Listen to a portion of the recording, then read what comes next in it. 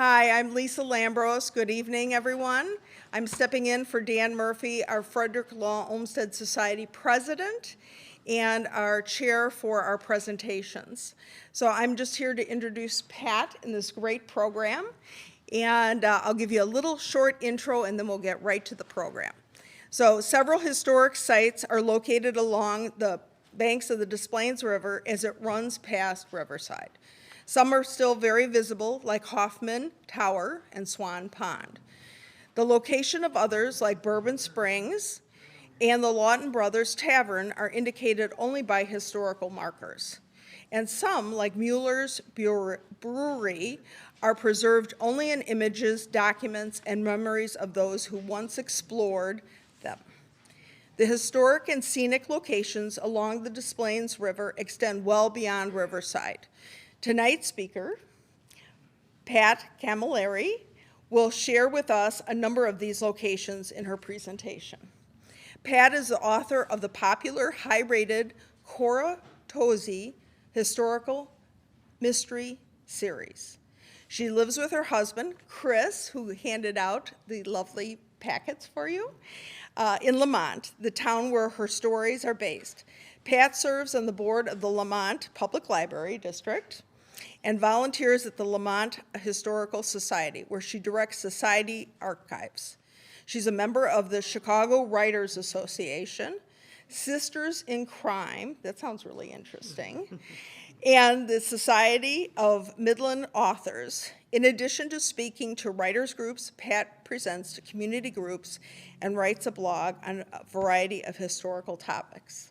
Welcome, Pat.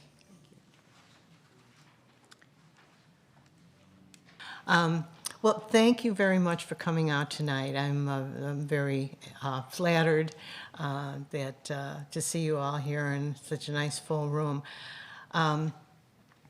Lisa did mention that I have a blog that I do on local history, and there is a sign-up sheet there if any of you are interested on the table. All I need is your name and email address, no other information than that, and I blog once a month or less. I don't blog a lot, and I've been a little absent from my blog recently because I've been working on a memoir and trying to meet deadlines, so don't think it's going to come to you 2 or 3 times a day if you sign up. That's not the kind of blog I do. I also have all my books here for sale this evening. I'd be happy to sign them for you if you care to make any purchases.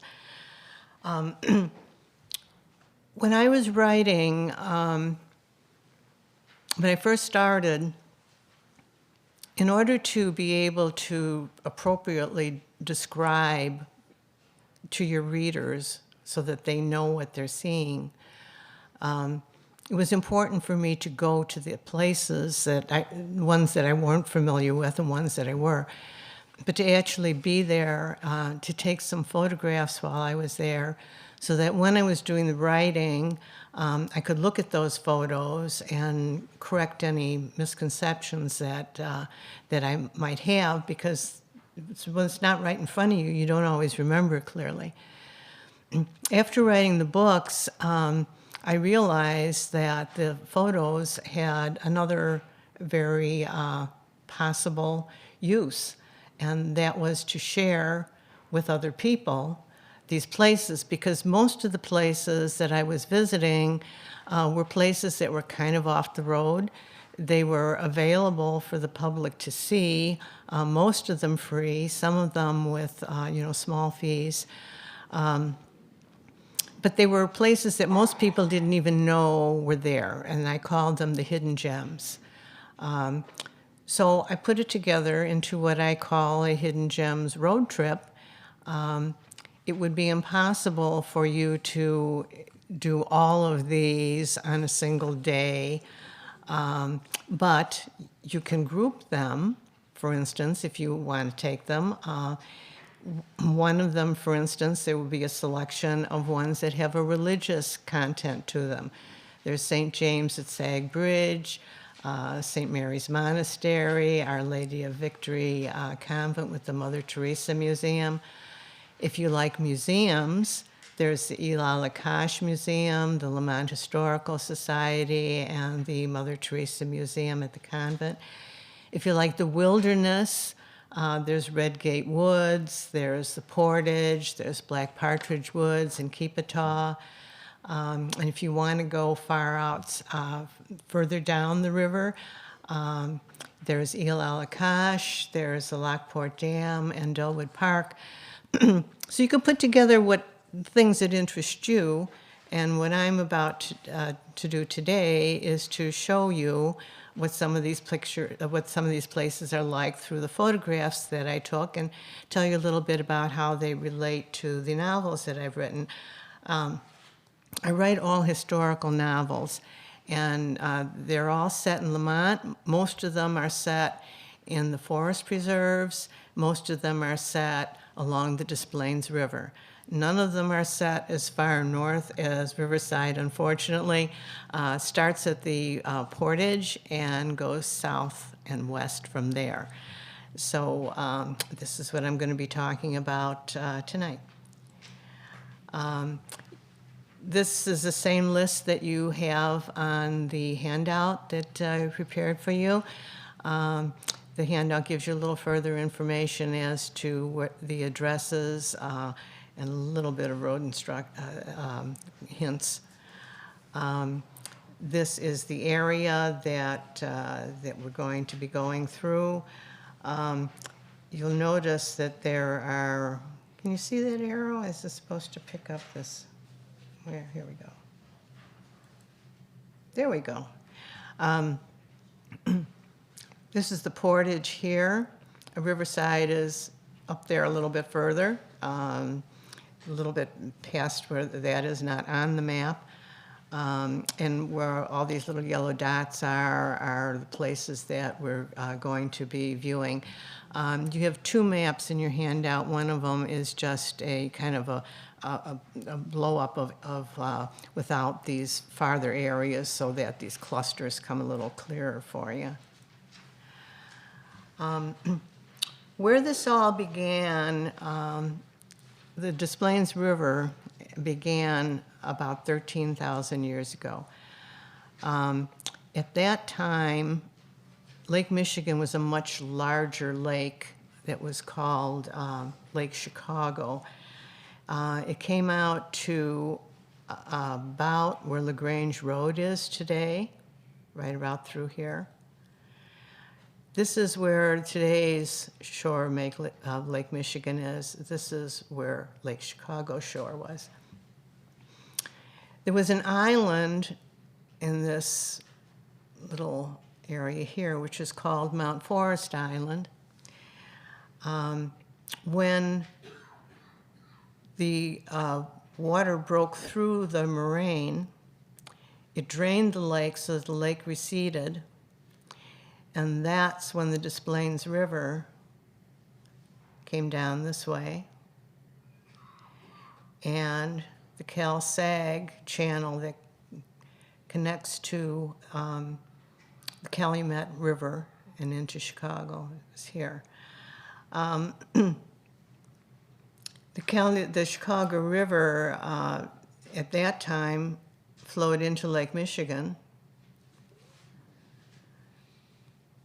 until the sanitary canal filled in this area and reversed the flow of the river. The Des Plaines River then, actually, the Native Americans would come through the Des Plaines River this way. They would connect to the South Branch of the Chicago River and go to Lake Michigan. Father Marquette, when he visited the area, standing on this point, realized that this would open up a pathway all the way from the Great Lakes through the Chicago River, Des Plaines River, into the Illinois River, into the Mississippi River, and opened up the entire western United States. So it's a tremendously important discovery. Here's Lake Michigan today.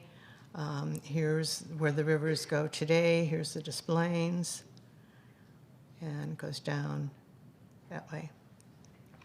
That island I showed you, Mount Forest Island, is this area now, runs between the Sag Valley and the Des Plaines River Valley, and it's almost all forest preserves.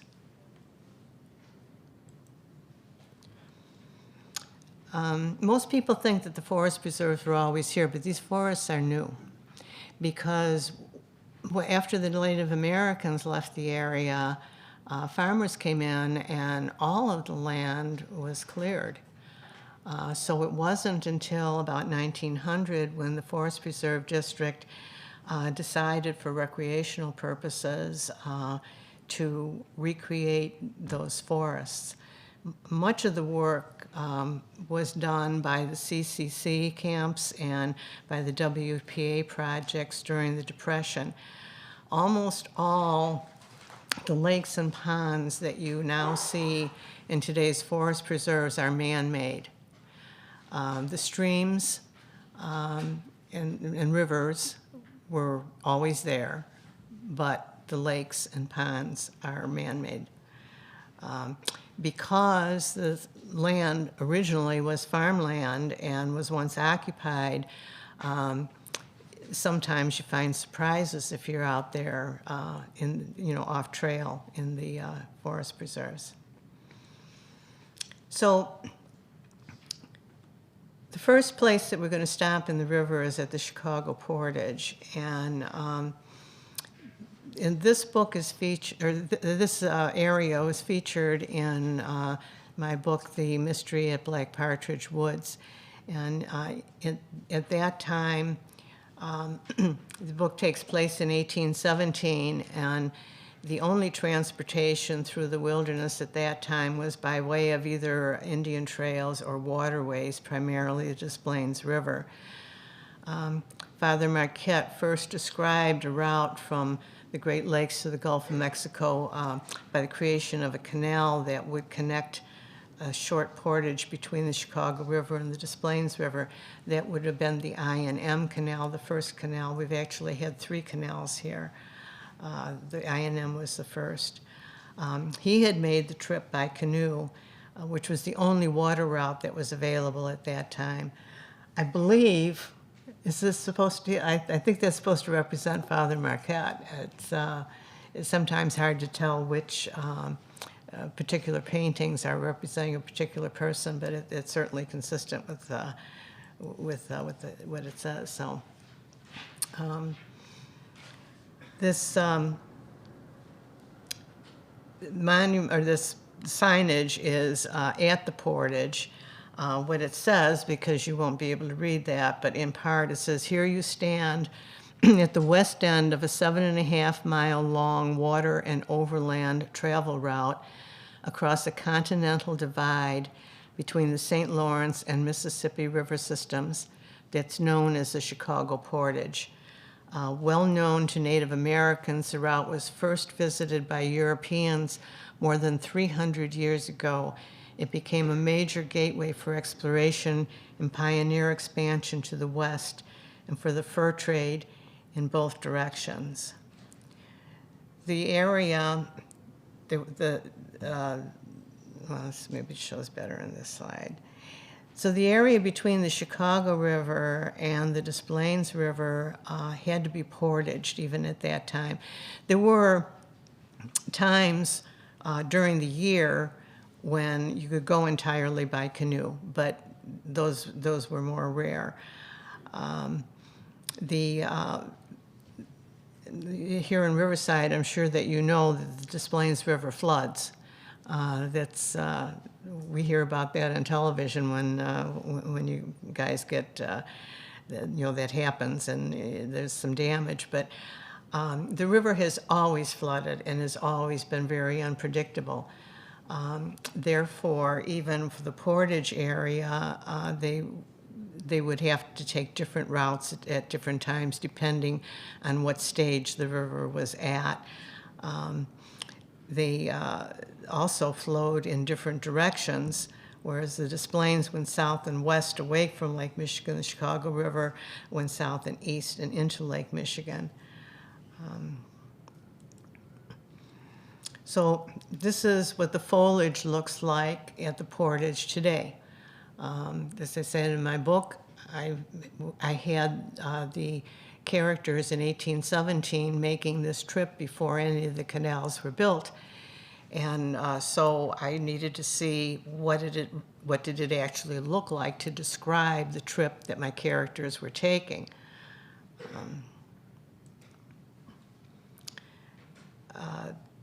This is, again, this is what I saw when I went there. Much has changed, but the atmosphere and the difficulties remain. Bugs and leeches were prevalent, and there likely still are. I don't know who would be crazy enough to go into that water, but that's what you would find. I don't know how many of you are familiar with Gordon Saltonstall Hubbard, or with Hubbard's Cave. But Gordon Hubbard was an early, I guess you could almost say a merchant. He would bring products into the area way back before and for a period of time even after the I&M Canal was built. He had a biography, he published an autobiography where he told about that. And I'd like to read a little bit of that biography to you about this place. Well, this slide is here, and you can see what he would have been doing.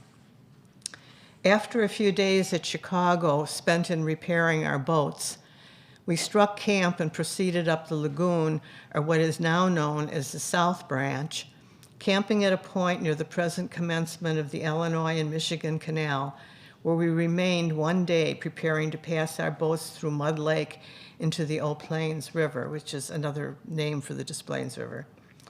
Mud Lake drained partly into the Eau Plaines and partly through a narrow, crooked channel into the South Branch, and only in very wet seasons was there sufficient water to float an empty boat.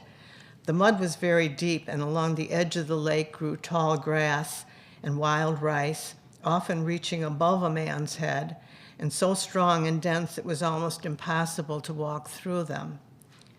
Our empty boats were pulled up the channel, and in many places where there was no water and a hard clay bottom, they were placed on short rollers, and in this way moved along until the lake was reached, where we found mud thick and deep, but only at rare intervals was there water.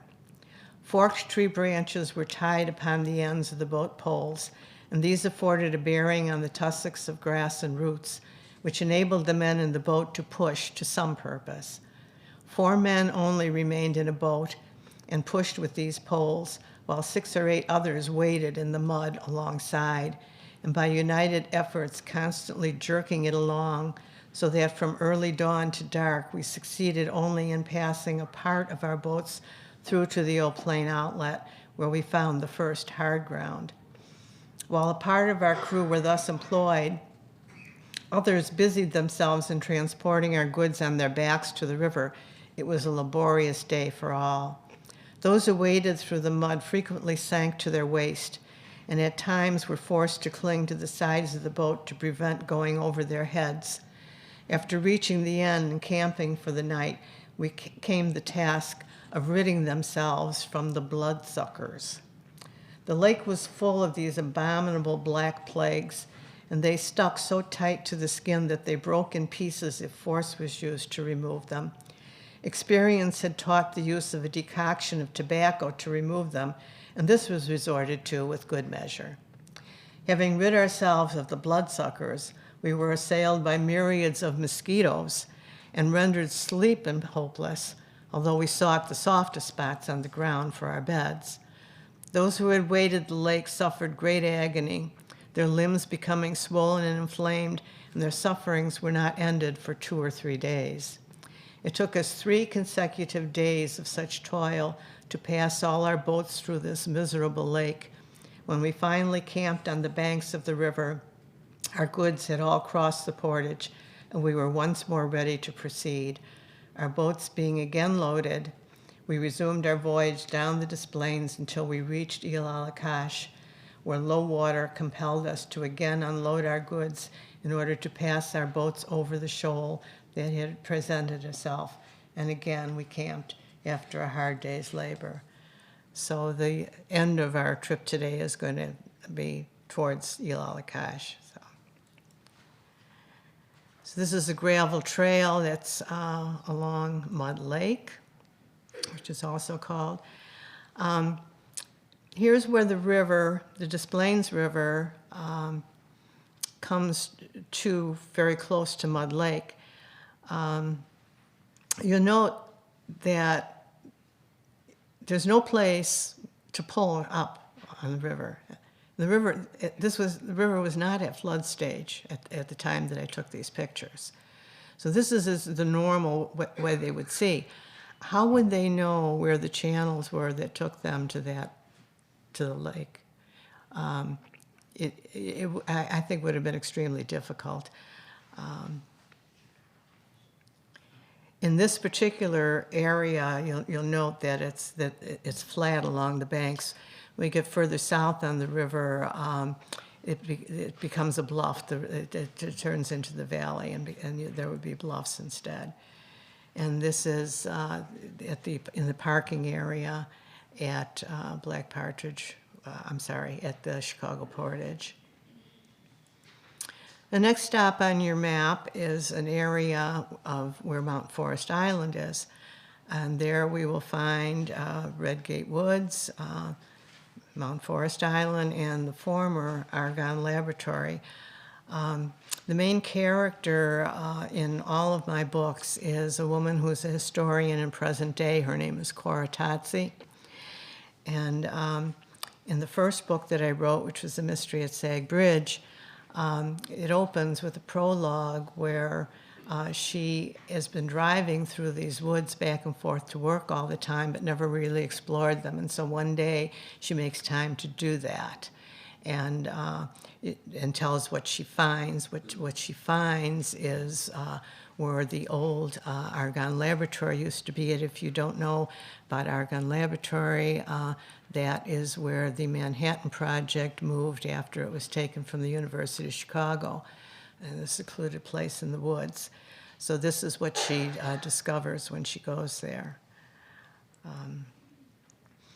So she parks in the parking lot at Redgate Woods, and on one side she sees this trail off of the parking lot, and this is how the trail looks today. And you can take this trail today. When Cora first took it, it wasn't marked. It was much less developed. It was thinner. She had to push her way through parts of it. It's now been cleared, and there's signage on it that has been added since the time I wrote the book. This is a blow-up of that area that I showed, this sign, okay? This is a blow-up of that sign. All of this area is Mount Forest Island. LaGrange Road is over this way. Around here is where Route 83 is. This is Archer Avenue. The parking lot for Redgate Woods was right here. When we go to St. James, it's right here at the tip. This is where the Saganasky Slough is. Okay. All right. So going through that road through the forest preserves, that thinner trail that Cora was on, she came to a paved road. And the paved road, and this is what you would find today. You take that it's more of a gravel road or service road now, but this was the entrance to Argonne Laboratory at one time. So you come to the road and go up the hill. You'll notice the appearance of the forests in the area. There aren't a lot of thick trees. There They're smaller and thinner because it's a newer growth. You occasionally you'll come across a larger tree because sometimes, they left a few large trees on the farms for their own purposes. To give you an idea, prior to 1835, all of the area was forested. Then from 1835 to 1900, it was all farmland. It was reforested between 1900 and 1940. Argonne was there from 1942 to 1954, and then in 1954, even Argonne was converted back to forest again. This is the open areas where the buildings may have stood at one time. You will now find this signage there marking the previous location of Site A. CP1 was the original reactor at the University of Chicago. What they did when they moved it here is they took it down and rebuilt it and renamed it to CP2. And then they built another reactor that they named CP3. And those were the ones that were in operation between 1942 and 1954. This is a marker at that location where the buildings once stood. And there's also a sign that shows you what the buildings themselves look like on the site. Here again, this is showing what the piles are. When they took them down, they buried them in place.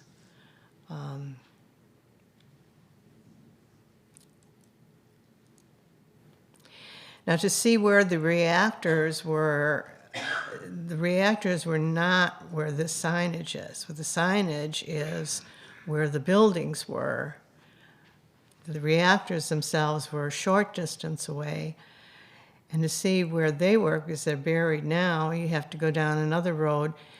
And off of that road, you come to a very thin little trail that you can just barely find. And you see that there's some sun on the other side of this, and there's something out there. And what is that something that's out there? This is what Cora found when she was going on her trip in my book. Okay. So this is a marker for where the nuclear waste is buried. And what it says on that marker is, buried in this area is radioactive material from nuclear research conducted here in 1943 to 1949. The burial area is marked by 6 corner markers 100 feet from the center point.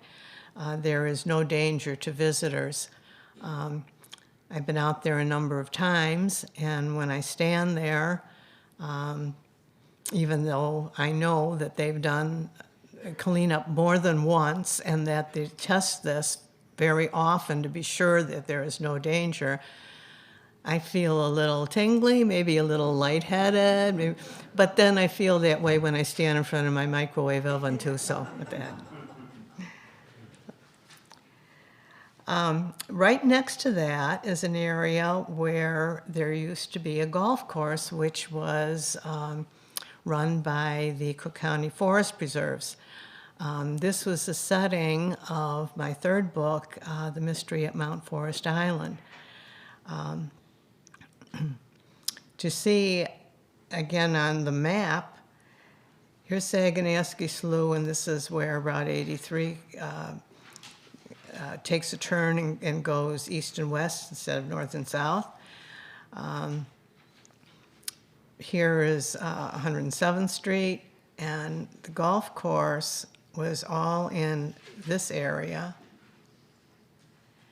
and Argonne was right in here. So they needed to close the golf course, of course, when they moved Argonne there, and it was never reopened again. But while it was open in the 1920s, Al Capone used to play there. his brother Ralph had a bottling company in Lamont. And so Ralph was an avid golfer, a lousy golfer, as I understand. But I think he used to cheat a lot, too, because caddy would kick his balls with his feet, stuff like that. Anyway, it was also said that one time he had a gun in his golf bag, and when he was reaching to get a club, he accidentally shot himself in the foot, or shot somebody in the foot. Yeah. Anecdotal stuff. At any rate, he did like golf, and he used to come out here, meet his brother, do some business, and have a good day. And then at the very tip of this again was St. James. So today the golf course is all gone. The service road that went to the golf course, it's across from the parking lot at 107th, from 107th Street by Saganaski Slough. And if you go up there, you'll see that part of the old road, that service road that was there. It's mostly a gravel road now, but it showed that it was originally made with pavers that were from the original Roosevelt Road. The clubhouse that was there at the time overlooked 107th Street and Saganaski Slough. There was an old farmhouse on the golf course property where the caretaker for the golf course lived. I met a man who, after all of this was gone, Argonne was gone and the golf course was gone, but the buildings were still there. This was in the 1950s, and the Forest Reserve District wanted people that would stay in the buildings and keep an eye on things, and so he grew up there. And this is where I got a great deal of the information, and actually created a fictional family based around him and his sister that were from interviews that I had from his time living there. You can find, if you go off trail, there's wells, there's foundation structures.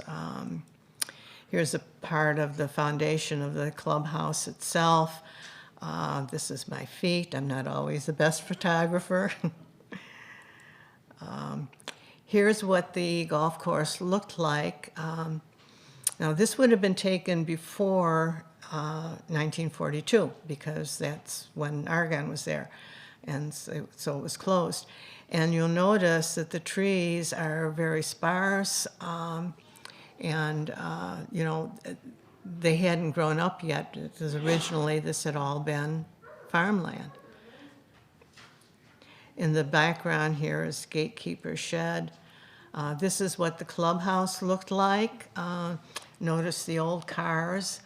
The clubhouse overlooked the Sag Valley. You can see the bluff of the Sag Valley back here in the background. The roofs were made from red tile. If you're lucky, you might still find a few pieces. I found some when I was out there. So it was at this place right behind the clubhouse is a place where three ravines came together, and of course the ravines are still there as well.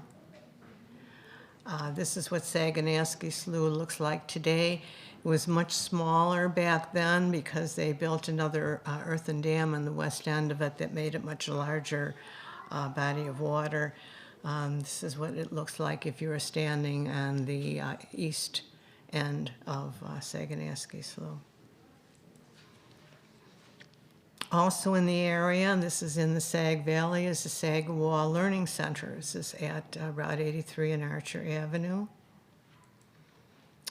This is what the building looks like. There's a small museum inside. There's also a lodge if anyone is interested in cross-country skiing.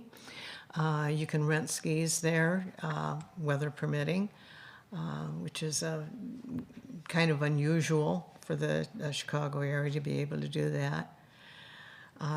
This diorama is what the Sag Valley looks like.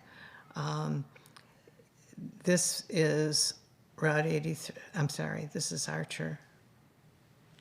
And this is Route 83. No, I'm sorry, I was right the first time. This is Route 83. And this is where it turns and you know, goes east instead of further south. Archer Avenue used to go right through here. And this little bit that you're seeing at the very top is the Calsag Canal. These quarries where the stone came from to build St. James at Sag Bridge, which would be up on the other side if you climb the bluff from the Sag Valley. And the little museum this is the corner where the museum is. At one time, this was originally all farmland, quarry land, and then it became a YWCA camp.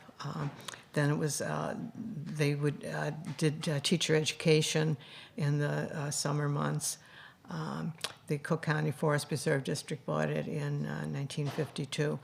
While it was a camp, there were cabins available and recreational activities included swimming in the quarries and horseback riding. This same property has the only canyon in Cook County. You can't go into the canyon on your own now. They do take tours there, but you need to be guided because there's a lot of fragile things that they want to protect. At times, the canyon is filled with water. This picture was taken during a time of drought. There's another picture of that. And here's the cross-country skiing. These are some of the quarries that are, that, you know, I showed in that diagram earlier. And this is a farmhouse which is typical of the farmhouses that would have been in the area before the Forest Preserve brought it up. This one was built in the 1850s, and it's currently used for the administration offices. I toured this house prior to writing the mystery at Mount Forest Island so that I had a clear idea of where my characters moved within their house while they were there. And this is if you're standing in the Sag Valley. This is one of the trails that is in Sagwa. This is the bluff of Mount Forest Island, and this little peak right here is where St. James at Sag Bridge is. And then we're going to go to St. James. I have two books that are set here, The Mystery at Sag Bridge and The Mystery at Mount Forest Island. Both have a significant number of scenes at St. James.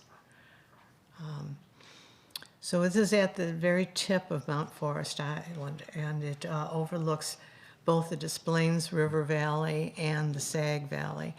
When you enter the church, you park on a parking lot that's on the side of the bluff, and then you go up a hill and you walk through the cemetery to the church.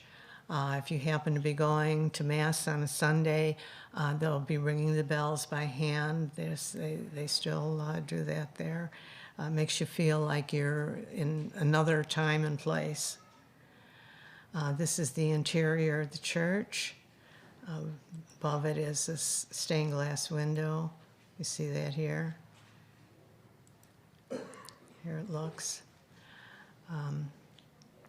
I tried to take a number of pictures of that window, and I always got something blurry like this, no matter where I stood, no matter how hard I tried, no matter what time of day it was. So I found that I had to find this picture online. I always thought there was something that was just kind of saying, you can't do this. place is a little mystical. It's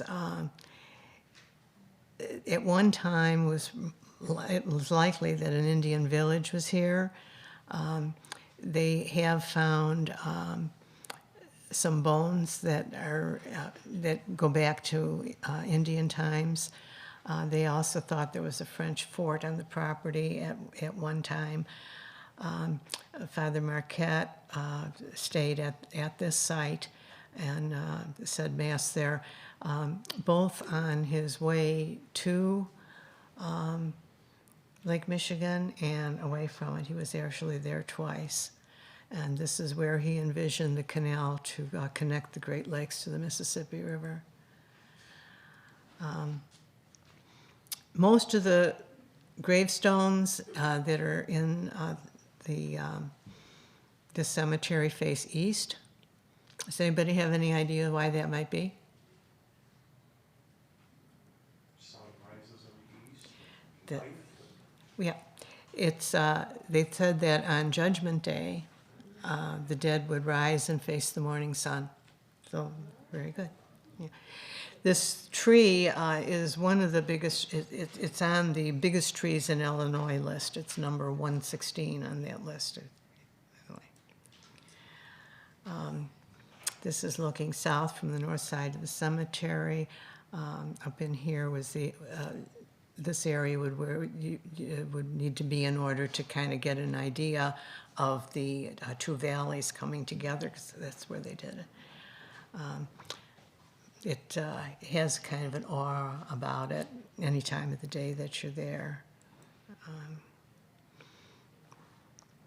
This is this area of the cemetery was at one time was reserved for people who met a violent death, and that is, again, that has to do with stories in one of my books. I don't want to spoil the story for you, but it has to do with that.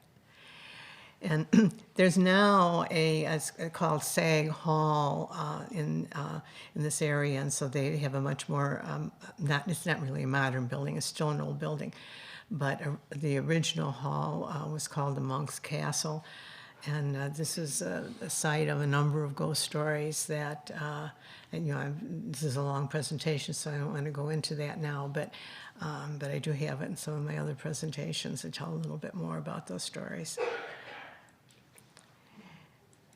And then, if you proceed down Main Street into towards Lamont, this monastery, St. Mary's Monastery, was built by the Slovenian Franciscan fathers. They purchased the farmland here in 1923. They began building in 1939 and finished in 1940. In only a year, they built all of that. It had a farm and a slaughterhouse on the property that fed the friars and the brothers who lived there. There was a print shop in the basement that published a newspaper and a magazine and books for all Slovenian Catholics in the United States at a circulation of 30,000. They also had a seminary that educated new religious and a guest house because it's also a mission. So it is still used to give retreats there today. There's a single priest that lives here now, just one, and but they have an active Slovenian cultural center. He says 2 masses there every Sunday, one in English and one in Slovenian. And around this property, there are a lot of really unique gardens. This particular garden, the lake, this is built from there. This lake is fed, by an underground spring, which comes from a ravine on the adjacent property next door, which is Mount Assisi. There's a convent there and also a school. And there was a senior housing, but that had to be closed after COVID. The lake is a representative of a lake in Slovenia called Lake Bled, And around it, you see these little structures are Stations of the Cross. This is one of the stations looks like. It's constructed from a very unique stone, which is in my most recent book, which is The Miracle at Assisi Hill. The stone is a big deal in that story. There's also a grotto there, which represents the grotto at Lourdes. At appropriate times of the year, they do say outdoor masses at the grotto. Not every time, not every week, but there are occasional ones scheduled there. And then there is a valley, which right in this area is where the grotto is. The lake is behind that. And then there's also a valley here, which is called the Seven Joys of Mary. Franciscans, I don't know if you know anything about Catholicism or how many Catholics there might be in the room, but we say rosaries that are consisted of a certain number of prayers, and it revolves around 5 joys of Mary, but the Franciscans have 7 joys. And that's where the monuments in this valley are donated to. At Christmas time, they light this all up, and it's very beautiful. Here's a close-up of the stone. Again, these are places that you can go. You go to the monastery, you just park in their parking lot, and you can walk around. It'll say private property, but you can go. Then about less than a quarter mile away is where the Franciscan Sisters of Chicago have their convent. This is their building. The building is also houses the chapel where the remains of their founder, Mother Mary Teresa Dudzik, is. That's where her remains are, and a sarcophagus there. She is one step away from being declared a saint. She was I'm not going to go totally into her history, but she is a featured historical character in my book, The Miracle at Assisi Hill. Her name in the book is Sister Josepha, and this is in her museum. The book is a fictional journal that, in the book is a fictional journal that tells the story of her life.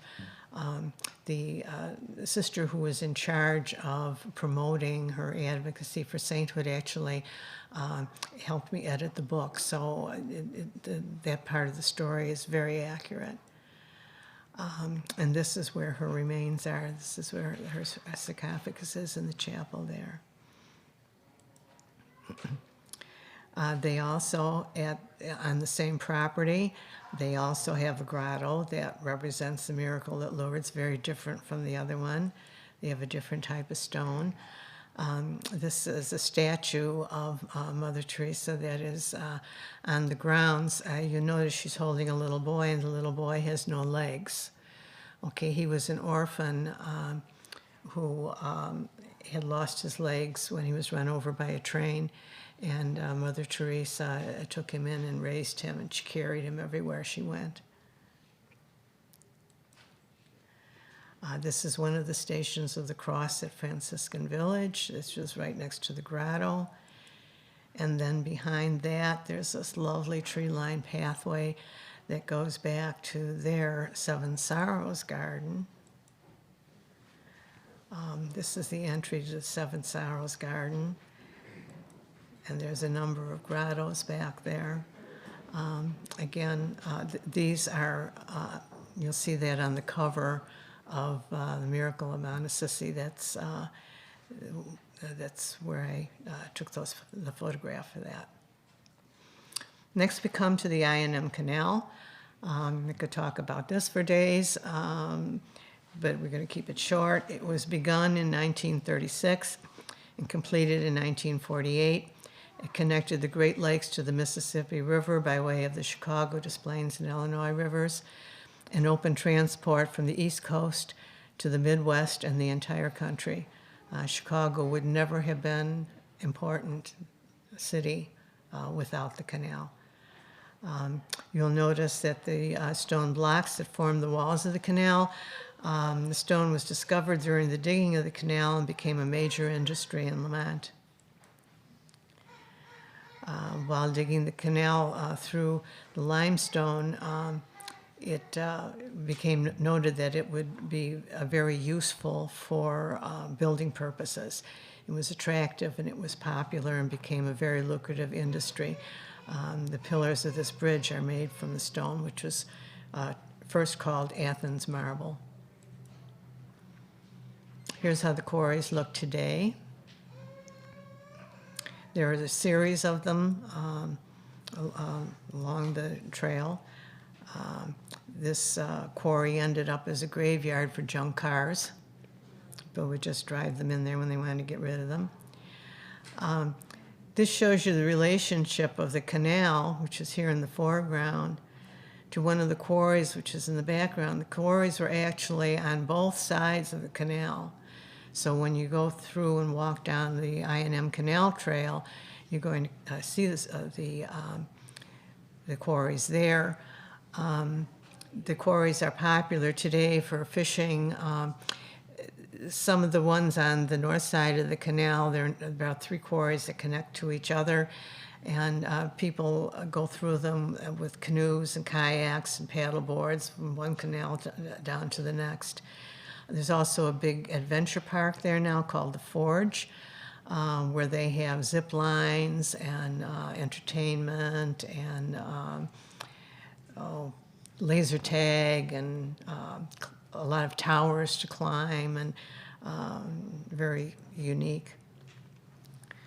So these are what some of the quarry workers would have looked like back in 1890. My concept of what quarry workers would have looked like was that they would be big and young and strong looking, but I think these men look very ordinary, both in stature and appearance. And you notice none of them are smiling. I think the work was pretty hard. While the sanitary canal was being built, it was a really big deal because they were doing this marvelous thing. They were moving a river. They were reversing the size, the flow of another river, and it was a huge deal.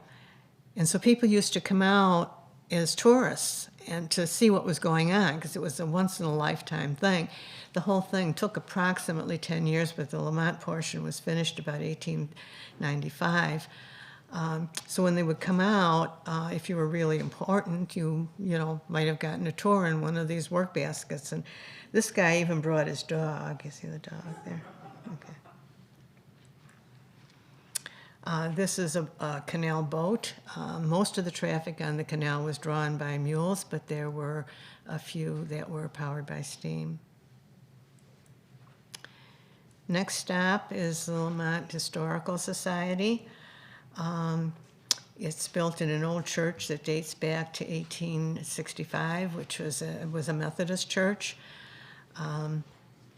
The hours of the society are limited, so if you want to tour, you probably better, I believe it's open on Wednesday, Friday, and Saturday.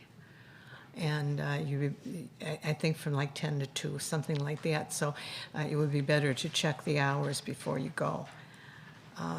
This is what the interior of the church looks like. They do rent this now for weddings, baptisms, anything that, an event that you might feel would be appropriate to be in the sanctuary of a church. One of the things that's unique about it is that the pews are curved.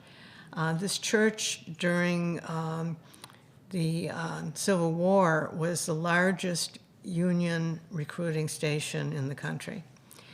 And this was probably because Cook County offered larger bounties for enlistment than other places. and the town was full of young men who were quarry workers.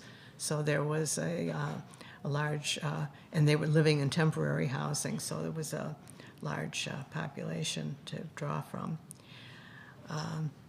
Some of the stained glass windows, and in the basement, they have a museum. This is a general store. This is for things that would have been around the 1900s. This is probably an ophthalmologist's office. This cabinet is full of lenses, that's why I say that. And notice the old-fashioned telephone switchboard. There's a schoolhouse. And then from there, we're going to see what the Des Plaines River looks like around Lamont. This is taken in the valley just west of Lamont Road. There are a lot of inlets and tall grasses behind. This area of the valley floods significantly during hard rains. There was once a dam near here that provided recreational swimming area in the early 1900s. It was demolished in the 1930s. And again, this is the bluff of the north bluff of the Des Plaines River Valley, which is about 100 feet tall. On the south side of the valley, there's an industrial road because a lot of the valley has a significant amount of industry in it. This is a bike trail, a centennial trail that runs along the river. And you notice there's a fence here. And anybody have any idea what that fence is for? It's not because of the industrial area. What it is that right the other side of that is where the sanitary canal is. And they wanted to keep Asian carp from getting, when the river floods, they were afraid that it would flood right into the sanitary canal and introduce Asian carp into the Great Lakes. Because once in the sanitary canal, that would happen. Here's what it looks like in the flood stage. The area that I was showing you where the river was before is just this part here. So all of this is now flooded.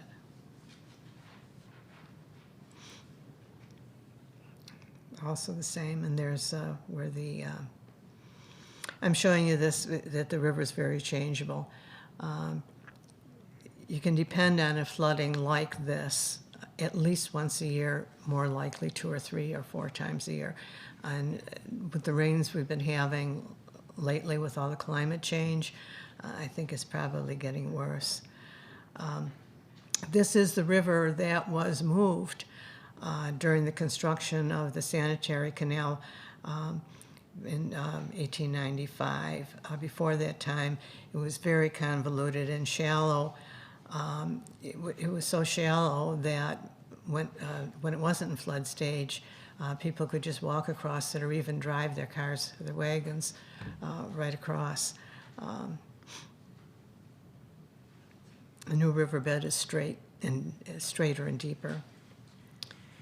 So on that top of that bluff is Black Partridge Woods, and this is where I located the Potawatomi village in my fictional story, The Mystery of Black Partridge Woods. We know that the Potawatomi lived in that general area. And so I set the book where I knew that they had once lived. So Black Partridge Woods is named for a major Potawatomi chief who saved some of the Kinsey family during the Fort Dearborn Massacre in The Mystery of Black Partridge Woods, and there are a number of scenes that are set at that particular location. There have been many native artifacts that have been found in these woods. The Forest Preserve itself is a very small area. You can walk the whole thing in only about 30 minutes. Today the woods are beautiful, they're remote. They have very few visitors, but the rare plants are grown there. This isn't, there we go. Here's a creek that runs, standing at the top of one of the ravines. This is a creek that runs through the park. There's beautiful foliage in the fall. This is a bridge that goes over it's a stream that runs through the ravine. This was one of the CCC projects. It was made from limestone that was quarried in the area, so that's what the limestone looks like. This is taken, the cover of my book, The Mystery of Black Partridge Woods, is taken from, it's not that picture, but one very much near it. The village in the book is fictional, but it is probable that a Potawatomi village existed either at or very near there. And then we come to what I call the Keepataw Chimney. Down in that valley, if you come down off of the bluff, before you get to the river, there's an area called Keepataw Woods, and you can walk in that forested area. One of the things down there is this old chimney, and we don't really know what it was. I call it the mystery chimney. It looks to be some type of kiln, an industrial structure of some sort, of course, but it's not characteristic of a lime kiln or a lime burning structure. Some people think that that's what it is, but that isn't. I have a friend who's a geologist who knows this stuff. He lectures about it a lot. And he says, no, it's not that. We don't really know what it is. But it probably had something to do with the quarry industry. Western Stone had a lot of quarries in that area in the early 1900s. And it may have been related somehow to the stone cutting, but we don't really know the exact purpose. Right next to that, this is I-355. This is the second longest bridge in Illinois. It's 1.3 miles long. The valley here is about 100 feet deep at this point. As you see, not all of the Des Plaines River is lined with bluffs. There's no bluffs here, there's no bluffs by the Portage, but by the time you get to Lamont, there are bluffs, and those continue into Lockport. Just a little size perspective, there I am standing in the chimney. And the river in that same valley looks like this. Here's 355. This is a bridge that crosses it, and there are trails on this side and going this way that you can take. And you'll see how straight the river is now, not convoluted like it was before. At the top of that bluff is Keepataw Preserve, and there's a great overlook from this area. It's a very short trail from the parking lot to where the overlooks are. It's probably not much more than city block. Native Americans once lived on this bluff. It's the best view, I think, that you can get out of the car and look at the Des Plaines River Valley, which is how it looks. One of the reasons for taking these pictures, and that has to do with the kind of the accuracy of the writing process, when the Mystery of Black Partridge Woods was just about ready to be published. In fact, I had a proof in my hand, waiting for the final go-ahead, and I was reading about a scene that took place at this spot. And something felt wrong to me, and I didn't know what it was, and I said, I got to go out there again. So I put the book down, got in the car, drove to this spot, went out and looked at the overlook again. And yeah, it was wrong, because what I was describing at that point was standing at that point and looking at Lamont. Between the time that I wrote the book and the book was published, I-355 was built. That bridge hadn't been there, and now the bridge totally obliterates any view of Lamont from that point. You can't see it. Here's what the ravines look like along the bluffs of the Des Plaines River Valley. more ravines. Savannas, areas that were a good place for the Indians to construct their village. They had water nearby, but they had enough trees, excuse me, to get the nuts and things like that they would gather, and materials that they needed for burning and whatever was all for them there. So that's. And then a little further down the river, you come to Ialalacash. Now, this is another island that is a rather large island that's in the Des Plaines River near Romeoville. And the Romeoville, by the way, I mentioned that in Lamont we had a stone that we called Athens marble, and that was because Lamont originally was called Athens. They had to change the name because there was another Athens in downstate Illinois, and the post office was getting confused, so they named it Lamont instead. It's a long story. But the interesting point that I'm getting at is that this village is in Romeoville, and at that time, at the time these villages were growing, classical names and classical art, everything classical was very big fad. And so Romeoville was once called Romeo. And the next town southwest of Romeoville was Joliet, which was originally called Juliet. So you had Romeo and Juliet and Athens. Okay.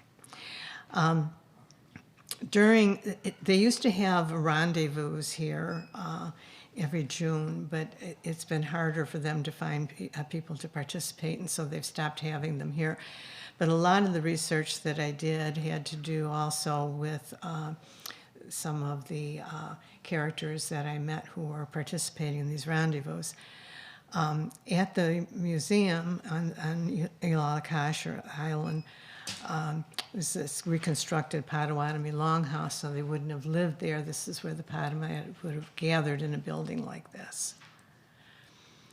The river at this place has a lot of tiny little islands that surround this larger island.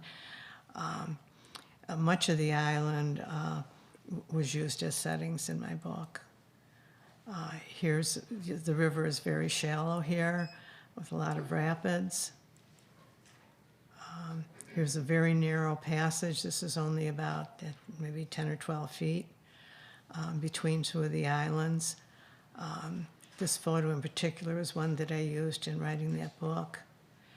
At the south side of the island, the channels all come back together again. And this area at one time was all full of rapids, but it was dredged so that it was more navigable.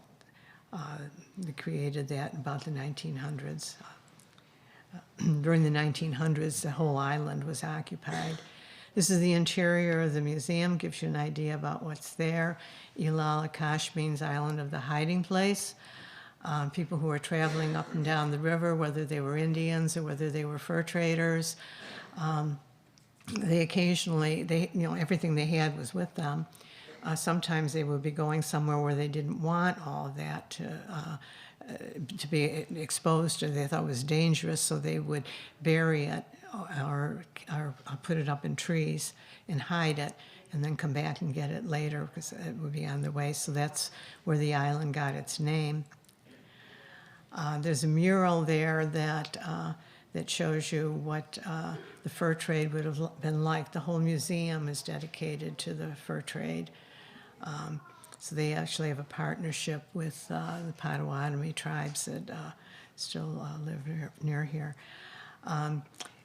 The canoes, they would have to unload them before they could portage between any one area to another because the canoes were very fragile.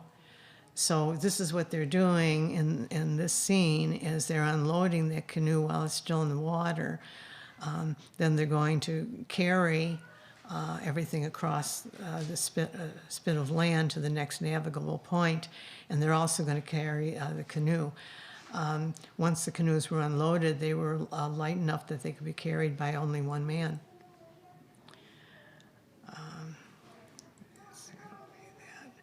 Well, originally, the fur trade actually originated in Canada and came down to this area. First the French and then the English. And there were some larger ports where they had larger canoes. The voyageurs were generally short and strong. When they were portaging, they carried two 80-pound bundles, one on top of each other. So they had to be strong. So here's some of the pictures that I took when I went to rendezvous. This rendezvous takes place in September at a river through history, which is in the Columbia Woods in Willow Springs. And people will camp out. They will dress as a particular character. They will study that person. When you talk to them, they will introduce themselves as that person. They will talk to you as if you were that person. You will talk to them as if they are that person. It's kind of a fun thing to do. These are some of the typical things that voyageurs would have carried. They would use their canoe actually to make their camp. They would turn it on its side and use it to sleep under. Surveyors would typically be found at a rendezvous as well. The surveyors started coming here around 1815 or so and finished up by 1835. They used chains to mark. This was a compass and a recording book. It was a dangerous job because the Indians who still occupied the area at the time knew that once the land was surveyed, that they had agreed to leave. And so when they saw the surveyors coming in, the surveyors were few, the Indians were many, and the Indians didn't really want to leave any sooner than they needed to, so the surveyors were, it was kind of a dangerous job. I do give another talk about surveying. So the rendezvous people, they will also bring their kids and dress their kids up too. So, see. There were river pirates on the rivers. They knew that anybody traveling up and down the river would be carrying everything they owned with them, and so they were ripe for plunder. There was little law enforcement. And at the time, the banks were not popular yet because they didn't have a standard of currency, and everybody thought that the bankers weren't much better than the Indians were. The standard of currency at the time was still pieces of 8. This is what a Potawatomi encampment would have looked like. The Potawatomi lived in, they were semi-migratory. In the summer, they lived in a more permanent type of housing. And then they would leave that housing and follow the herds of deer and buffalo in the winter. And then they would construct temporary housing that looked more like a kind of a round wigwam. But their permanent homes, they were farmers, and they had some pretty respectable farms. They could have sold their crops were there anyone to sell them to. There wasn't, so they didn't, but they had the ability to. And then at that time, squatters and settlers were coming in, and typically they would set up something similar to this. And again, this is what you would see at a rendezvous. This man is dressed up as a voyager. They wore baggy clothes and facial hair to keep their skin away from insects as much as they could. The reason that they were short as well as strong was because they fit in the canoes better that way. And then merchants were starting to come in from the colonies on the East Coast. This is a log cabin, which is also at Ile a la Cache. You'll notice that you normally see logs horizontally, but the French, in this time period, they built their log cabins with vertical logs. And so this is a French museum, and so that's why you see there. And the French men sent for French women to come from France to live with them and travel with them.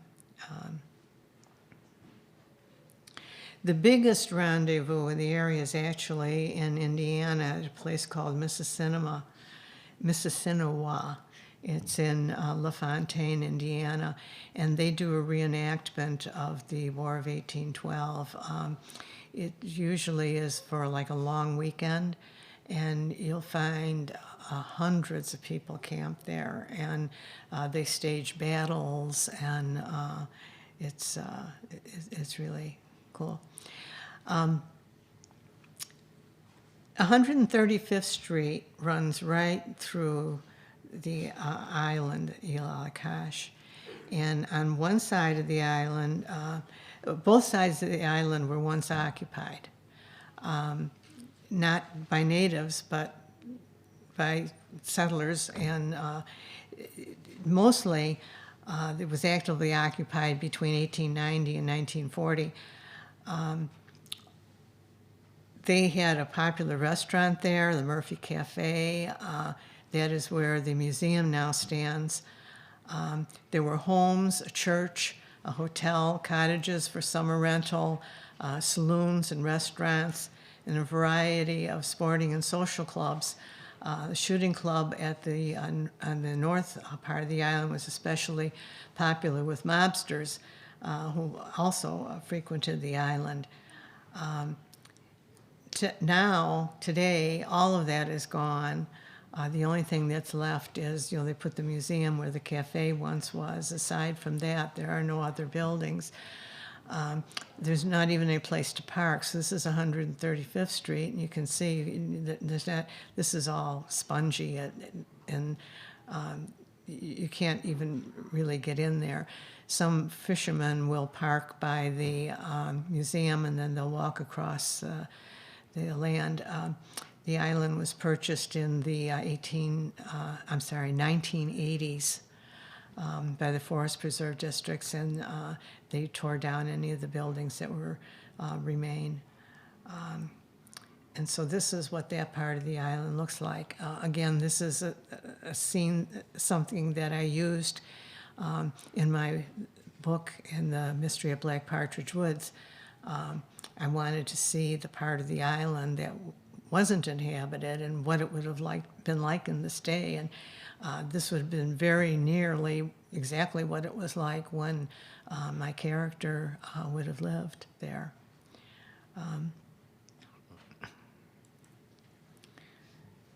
This is the area where the sports club would have been, and you can't even get to it now because it's flooded. The trees grow right into the water. They have exposed root systems here. This was caused by the rising and falling levels of the river. A lot of beaver on the river. I didn't realize that beaver could cut down trees of that size, but they do. This is my husband. I wanted to get some perspective of how big that tree actually was. And here again, this is showing what the banks and how exposed that is. And this is another fact that I used in the book, so I had to have documentation. And next on down, we come to Lockport.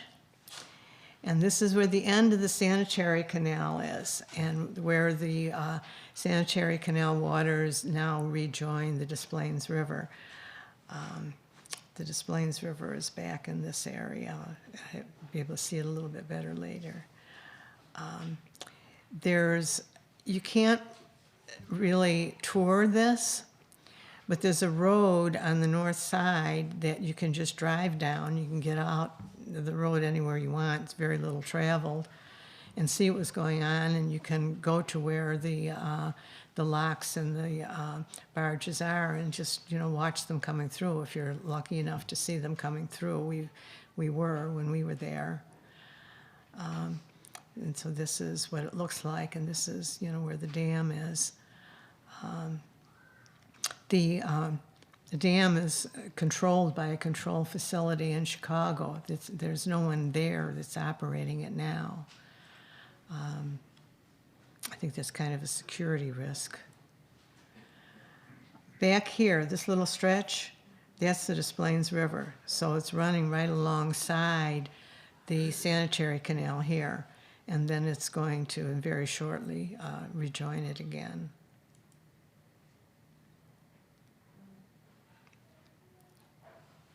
Again, the Des Plaines River is coming back here. And also in Lockport is Delwood Park. Now, Delwood Park doesn't look like this anymore, but there was once a rail system like streetcars, if anyone remembers what streetcars are. It was an electric railroad that went from Joliet to the southwest side of Chicago, and then it would hook up with the Chicago transportation system.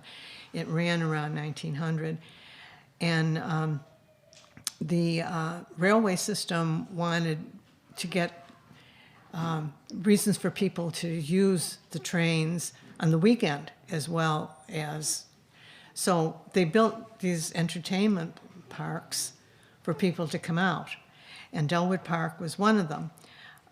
There was, at this park, there was a lagoon, a boat rental, a dance pavilion, a merry-go-round, a scenic railway, a racetrack, stands for sulky racing. You could rent tents and camp. This was a pavilion. They had dancing and band concerts there. The electric train was right at the entrance of the park, came right through there. They built the park around it. This is a lagoon where you could rent boats, travel on the lagoon. This is a water tower. There was an ice cream stand at the base. And today, this is what you have. Because it's all gone. Nothing is left except these are the dams that were there. Where the water was, that lagoon is down the lagoon. You walk on the bottom of it, and there's a bluff, which is attractive. It's still a park. There's a gazebo. And there's also a disc golf course. It's on the property, which is kind of cool just to walk, even if you're not going to. So basically, that is the end of the slideshow. And what time do we have? We're at close to 8:30 already. So I don't know, it's kind of late, maybe. Do we have some questions for Pat? Anyone? No? Yeah. In the beginning, you said that the forest preserves weren't all here, they were farm, and then there was reforested. Were you talking about the ones in your presentation along the Des Plaines River versus like the whole Cook County Forest Preserve? Pretty much most of Cook County. I mean, there wasn't any thought about building places for entertainment originally, because originally everybody just came here and they make their living, and they built their farms, they did what they needed to do, and then Chicago grew, and there was a lot of industry that, and all this was getting started. And then when they had the Columbian Exhibition in 1893, after that came down, people said, this was great, this was a lot of fun. Why aren't we doing something to provide entertainment for this area, for, other things for us to do? And so that's when the Forest Preserve District of Cook County came to be. And I believe everything else just kind of spread from there. So they went and started buying up some of the farmland, turning it back to forest again so people could see what it really looked like. Any other questions? Oh, yeah. Where was Palace Golf Course? I'm Is that on the west end of Aganesky? It was directly, 107th Street goes along Saganasky Slough. And so on the north side of 107th Street, a little more west than east is a parking area there. And if you park in that parking area, cross the road and walk just like about from here to the service desk almost. That was where the road, the golf course was in that bluff, right in there. On the north side of 107th. The north side of 107th Street, Up the hill. right. And up the hill, right. Okay, here. Yeah. Oh, okay. You showed a map of the Chicago Lake, and there was a little island on there. Was that Mount Forest Island? She's asking about the island that was in historic Lake Chicago. The little wedge-shaped one that was by the inlet, that was Mount Forest Island. There was another little island inside, and that was Blue Island. Blue Island, yeah. Blue Island. So they both disappeared and became part of the land? Yes, yes, because the lake went away, and so the land stayed there, but the lake went away. The lake receded. Yeah. Yeah. When was St. James Church built? When was St. James built? 1865. Yeah. Okay, another question? Where did you get that picture from the golf course at, the lodge? Oh, well, that was the clubhouse that was at that golf course, and it was on a bluff on the north bluff of the Sag Valley, and overlooking the Sag Valley, and. Did you get a picture through Cook County Forest Preserve? I got the picture online from a friend. Yeah. Yes. Are the locks still visible for people viewing? The locks at Lockport. Every Lockport has their Lockport days in June every year, and maybe a couple of other times a year they will give tours. But most of the time there's nothing, and there's really nobody really to show you anything. But like I said, there's a road that you can go to, and it's like an industrial road, and yeah, and so you can still drive down that road and just leave your car and walk and see what you want to see, but there isn't anybody to show you around. They do have tours a couple of times a year, but you'd have to call in and find out when that's going to be. They probably have it during their Lockport days in June, but they usually will have a tour at that time. Any other questions? No? Okay, I'm gonna slip right past you here. I'm just gonna do a few closing comments. One thing, I'd like to say the next presentations here at the library that are Frederick Law Olmsted Society is April 10th. Spongy moths and cicadas. It's on everyone's mind, right?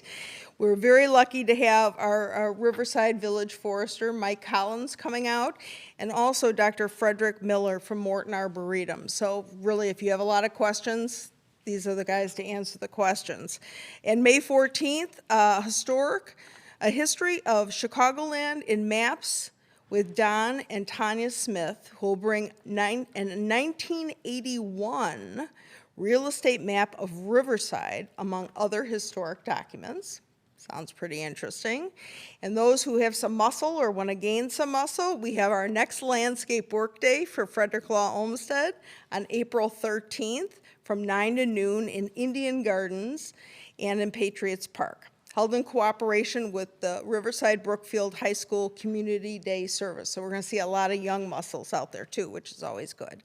And walking tours, we have monthly walking tours of Riverside beginning Sunday, May 26th, and continue through October. You can always check those out on our Frederick Law Olmsted Society website. And we can also do special tours on request. And I'd really like to thank Pat for her wonderful series and all the wonderful books we have to buy. That's great. And for the library, you know, Brent and Diana have done a wonderful job. Thank you for the library. They do a great job. Riverside TV, and for all of you attending. So thank you very much. Thank you, Pat.